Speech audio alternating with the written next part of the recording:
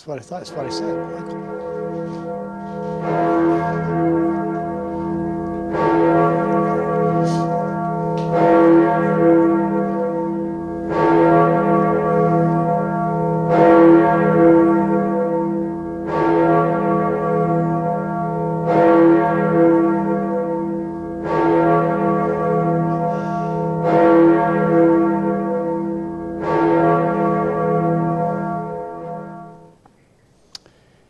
So if I was to offer you a counterfeit dollar for something of yours that had value, would you take it from me? Let's say I had a $50 counterfeit bill and had George Bush's face on it and says 9/11 up in the corners, and you had something of value and I want that something of value, and I offered you this counterfeit. Would you trade that to me? I don't think many people would. The problem with counterfeits is they have no value. Tonight what we're going to talk about is something that will establish that we're living under a counterfeit government today. And the only way to distinguish the counterfeit is to study the real one. If we study the real, then we get to know what the counterfeit is. But if we don't know what the reality is, we won't recognize the counterfeit when we see it. I'm David Justice, and tonight what we're going to talk about is the lost principle and America's identity crisis. Now, that's not a misspelling in the title there. It's Principal, and what that means is principle in the terms of agent and principal. A principal of a school. It's a capacity. It's a status of someone exercising authority, wields. As distinguished from the word principle, Principle, which means an element or a rudiment of substance. It was James Madison. Now, James Madison was an alarmist. He was the fourth president of the United States, following Thomas Jefferson, John Adams, and then, of course, George Washington. James Madison, and this is a quote, "It is proper to take alarm at the first experiment of our liberties. We hold this prudent jealousy to be the first duty of citizens, and one of the noblest characteristics of the late revolution." Now, notice he didn't say that voting is our first duty. He didn't say that, being a good citizen is the first duty of being a citizen. He said, taking alarm at an experiment of our liberties is a jealousy that is the first duty of citizens. We're supposed to take alarm at the first experiment of this, and that is one of the noblest characteristics of the late revolution. James Madison was, in essence, the father of the American Constitution. He went on to say in the same quote, "The freemen of America did not wait till usurped power had strengthened itself by exercise and entangled the question in precedent. They saw all the consequences in the principle, and they avoided the consequences by denying the principle." In other words, if we're supposed to take alarm at the first experiment of our liberties, what we're wanting to do is take exception to an experiment to prevent a precedent from being established. Because once a precedent is established, it's difficult to undo the precedent. So if we see our liberties being violated, we need to take a concern, we need to be diligent in challenging the abuse of power that would then rob us of our liberties. Because essentially, our liberties are threatened by abuse of governmental power.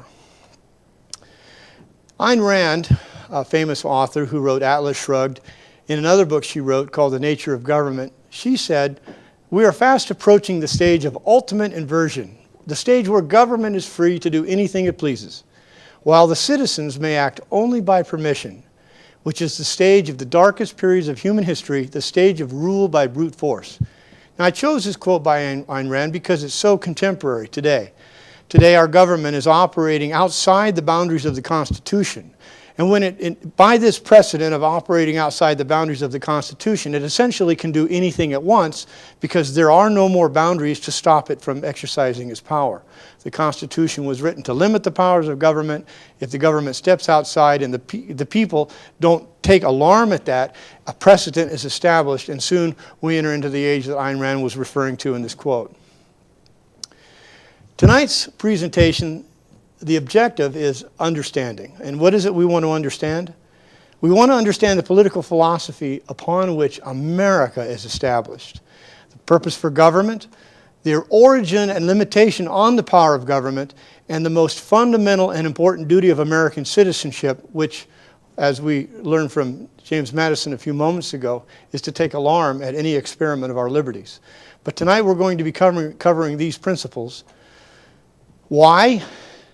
To understand the state of a society, one must discover the extent to which a given philosophy penetrates its spirit and institutions. On this basis, one can then explain a society's collapse, or, if it still has a chance, forecast its future. John Adams was the second American president behind George Washington. He was the first vice president. John Adams said, "Liberty cannot be preserved without a general knowledge among the people." It's also been quoted that without knowledge, people perish. So knowledge is important. Knowledge of the foundation, knowledge of the philosophy, knowledge as to who we are. The reason I say that we're a lost principle is because we don't know the fundamental principles of America and the American way of government. George Mason, who was one of the fathers, if not the author of the Bill of Rights, said in Article 15 of the Virginia Declaration of Rights, "No free government or the blessings of liberty can be preserved to any people, but by a frequent recurrence to fundamental principles." And that's what we're going to be doing. We're going back now to the fundamentals. We're going to go back to the bottom, to the root. We want to be able to see what the reality looks like so then we can distinguish the counterfeit when it's presented to us. The constitutions for the state of Washington and North Carolina, quote, "A frequent recurrence to fundamental principles is essential to the security of individual right and perpetuity of free government." Thomas Jefferson said, "If a nation expects to be ignorant and free, it expects something that never was and cannot be." Now, as a rule, when we interpret documents, such as the Declaration of Independence or the Constitution or any statutes, there's a rule of construction that is just general.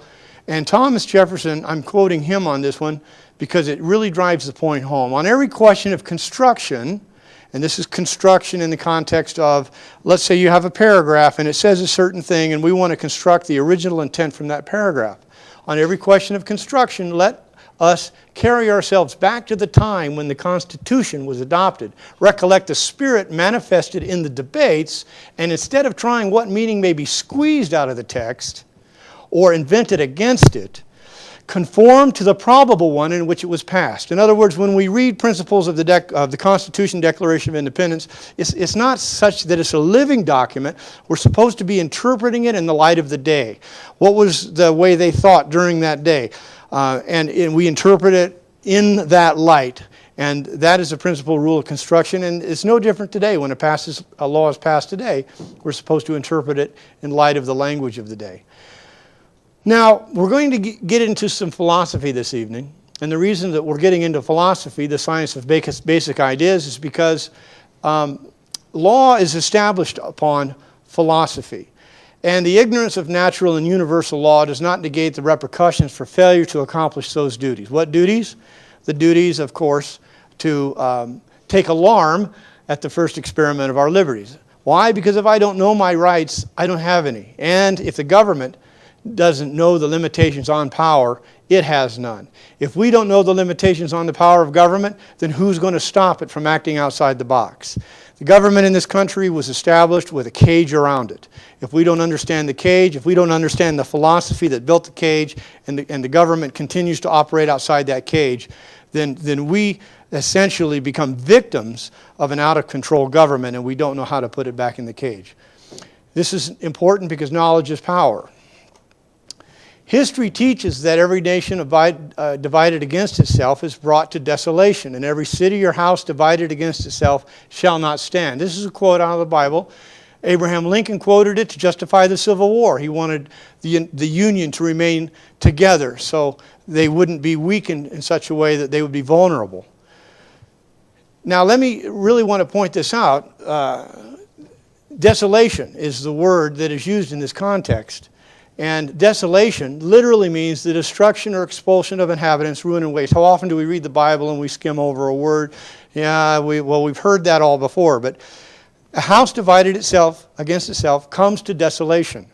And desolation is not a good thing. I put this in red because this is a warning. This is a very dangerous thing when a nation becomes divided against itself. A general knowledge of the law among the people, coupled with understanding the purpose and need for government, is crucial for preventing the imminent destruction of America. Why? Because we're a nation divided amongst ourselves. Well, what can we agree on? If we're divided in every way, we can at least begin to agree on the principles of law. We can all agree that if you stick your finger in an electrical socket, it's going to shock you. We can all agree that if you walk off the edge of a building, you're going to fall.